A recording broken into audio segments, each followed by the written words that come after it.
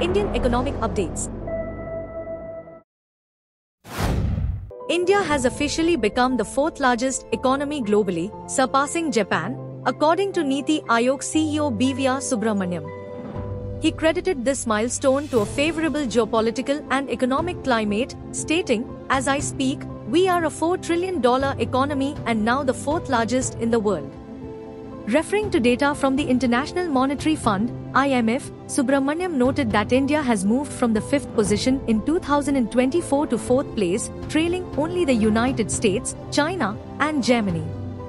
He added that if India continues with its current reform agenda and strategic planning, it could become the world's third largest economy within the next 2.5 to 3 years.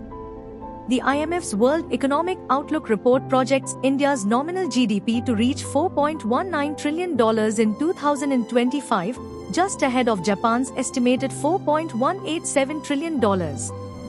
India's per capita income has also grown significantly, doubling from $1,438 in 2013 to 14 to a projected $2,880 in 2025.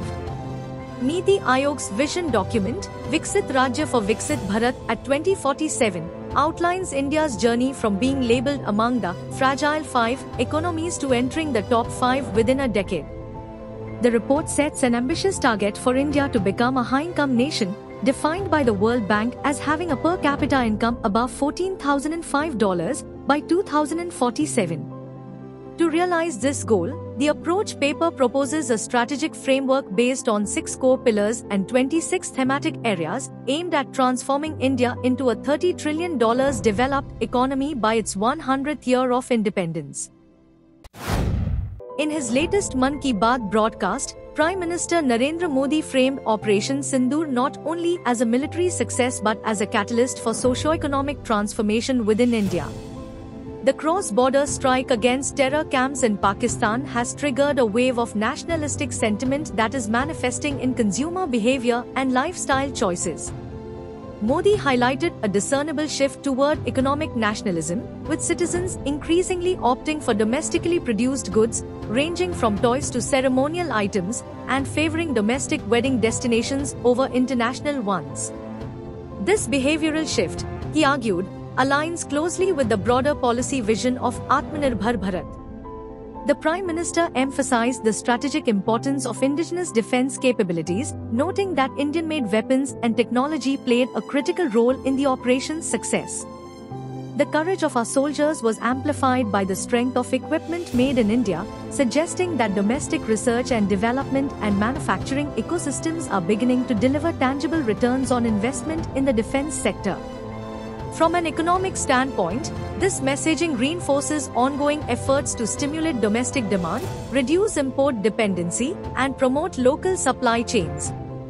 The symbolic naming of newborns after Sindoor in various regions, from Katihar in Bihar to Kushinagar in Uttar Pradesh, was cited as an example of how deeply Operation Sindoor has penetrated public consciousness. The PM concluded by reiterating the role of national security in shaping economic confidence. The precision and success of the operation had bolstered global perception of India's military capability and added fresh momentum to the international fight against terrorism, an indirect boon to investor confidence and strategic partnerships. India's Financial Intelligence Unit is scrutinizing approximately 20 export houses for suspected trade-based money laundering activities involving Pakistan via the UAE. The investigation focuses on transactions where goods like low-quality jewelry, semi-precious stones, beauty products, dry fruits, and electrical items were over-invoiced, and unusually high agency commissions were paid to UAE-based intermediaries. In some cases, payments to agents exceeded the total consignment value, raising concerns about the legitimacy of these transactions. This probe aligns with India's broader strategy to combat illicit financial flows and enhance trade security. The government is advocating for Pakistan's re-inclusion on the Financial Action Task Force grey list, citing non-compliance with anti-money laundering and counter-terrorism financing regulations. This enhanced vigilance has gained momentum following Operation Sindoor, a major military success that underscored India's strength in national security and self-reliance. The operation not only demonstrated the effectiveness of domestically manufactured defense systems but also prompted a broader tightening of internal and external security mechanisms, including financial surveillance. Prime Minister Narendra Modi emphasized that the operation served as a turning point in reinforcing India's zero-tolerance stance on terrorism and illicit networks. To further secure trade channels, India is focusing on strengthening customs enforcement, enhancing financial intelligence sharing, and promoting the use of digital payment systems to reduce vulnerabilities in trade transactions. These measures aim to prevent the misuse of trade routes for illicit activities and reinforce India's position against financial crimes. Collectively, these efforts underscore India's proactive approach to safeguarding its economic and national security interests. India has achieved a significant milestone in its renewable energy journey, tripling its installed capacity over the past decade. As of first half of the year, the nation's total renewable energy capacity, including large hydro projects, stands at 232 gigawatts, up from 75.52 gigawatts in 2014. This growth is largely attributed to the rapid expansion of solar energy.